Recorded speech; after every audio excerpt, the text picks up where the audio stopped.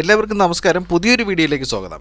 രാജ്യത്തിലെ ഗതാഗത രംഗത്ത് ഒരു അതിശയമായി ഒരു വമ്പൻ നിർമ്മിതി പൂർത്തിയായിരിക്കുകയാണ്. 2024 ജനുവരി 12 പ്രധാനമന്ത്രി അതിൻ്റെ ഉദ്ഘാടനം നടത്തുകയാണ്. Mumbai trans harbour link MTHL എന്ന അടൽ സേതു എന്ന രാജ്യത്തിലെ ഏറ്റവും നീളം കൂടിയ കടൽപ്പാലമാണ് തുറക്കുന്നത്. ലോകത്തിലെ ഏറ്റവും നീളം കൂടിയ കടൽപ്പാലങ്ങളിൽ 12ാം സ്ഥാനമാണ് ഇതിനുള്ളത്. 2016 ഇതിൻ്റെ നിർമ്മാണം തുടങ്ങിയത്.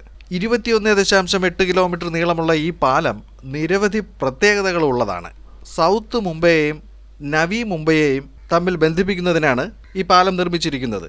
ഇതിനിടയിൽ വളരെ കുറഞ്ഞ സമയത്തിനുള്ളിൽ യാത്ര പൂർത്തിയാക്കാനാകും എന്നതാണ് ഇതിൻ്റെ ഗുണം. ഇതിനോടൊപ്പം Sewri Worli elevated corridor, eastern freeway Marine Drive tunnel, Mumbai Pune എക്സ്പ്രസ് വേയിലെ ചിർലി പലസ്പേ കണക്ഷൻ, നവി മുംബൈയിലെ അന്താരാഷ്ട്ര വിമാനത്താവളം എന്നിവ കൂടി പൂർത്തിയാകുന്നതോടെ മുംബൈയിലെ ഗതാഗതം കൂടുതൽ സുഗമമാകും. ഇതെല്ലാം 21,200 കോടിയുടെ അടൽ സേതു പദ്ധതിയിൽ ഉൾപ്പെടുത്തിയാണ് വരുന്നത്. ഇതൊക്കെ പൂർത്തിയാകുന്നതോടെ കിഴക്ക് പടിഞ്ഞാറ് സ്ഥിതി ചെയ്യുന്ന മുംബൈ ദ്വീപുകൾ തമ്മിലുള്ള കണക്ടിവിറ്റി കൂടുതൽ മെച്ചപ്പെടുമെന്നാണ് വിലയിരുത്തുന്നത്. ഇതിനോടൊപ്പം തന്നെ ടോളിൻ്റെ കാര്യം കൂടി പറയണമല്ലോ.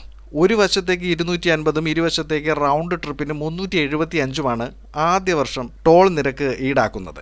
നവി മുംബൈ തീരദേശ റോഡ് പൂർത്തിയായ ശേഷം പുതുതായി നിർമ്മിക്കുന്ന രണ്ടാമത്തെ ഇന്റർനാഷണൽ എയർപോർട്ടായ നവി മുംബൈ എയർപോർട്ടിലേക്കുള്ള യാത്രാ ദൂരം ഈ MTHL വരുന്നതോടെ ഗണ്യമായി കുറയും. മുംബൈയുടെ കിഴക്കും പടിഞ്ഞാറും പ്രദേശങ്ങൾ തമ്മിൽ ഇപ്പോഴുള്ള 40 മുതൽ 60 മിനിറ്റ് യാത്രാ സമയം MTHL എന്ന ഈ പാലം വരുന്നതോടെ 10 മിനിറ്റായി കുറയും.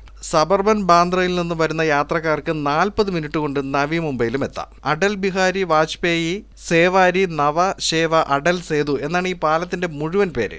15,100 കോടി ജപ്പാൻ വായ്പ ഉൾപ്പെടെ 21,200 കോടിയാണ് മൊത്തം പദ്ധതി ചെലവ്. ഇതിൽ 16.5 കിലോമീറ്റർ കടലിലും 5.5 കിലോമീറ്റർ കരയിലുമാണ് വരുന്നത്.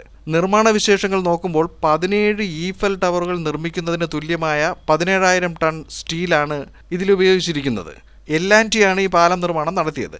5,04,253 മെട്രിക് ടൺ സിമൻ്റാണ് പാലം നിർമ്മാണത്തിന് വേണ്ടി വന്നത്. ഇതിലൂടെയുള്ള വേഗം പരമാവധി 100 കിലോമീറ്ററായി നിശ്ചയിച്ചിട്ടുണ്ട്. ദിവസവും 70,000 വാഹനങ്ങൾ പാലം ഉപയോഗിക്കുമെന്നാണ് ഒരു കണക്കുകൂട്ടൽ.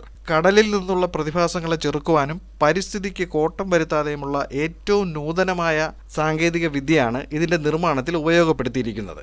അങ്ങനെ രാജ്യത്തിനുള്ളിലെ മറ്റൊരു നിർമ്മാണ വിസ്മയം കൂടി തുറന്നിരിക്കുകയാണ്. മറ്റൊരു വീഡിയോയിൽ മറ്റൊരു വിശേഷവുമായി വീണ്ടും കാണാം. ചാനൽ സബ്സ്ക്രൈബ് ചെയ്യുക, വീഡിയോയ്ക്ക് ലൈക്ക്, കമൻറ്റ്, ഷെയർ എന്നിവയൊക്കെ നൽകുക. നന്ദി, നമസ്കാരം.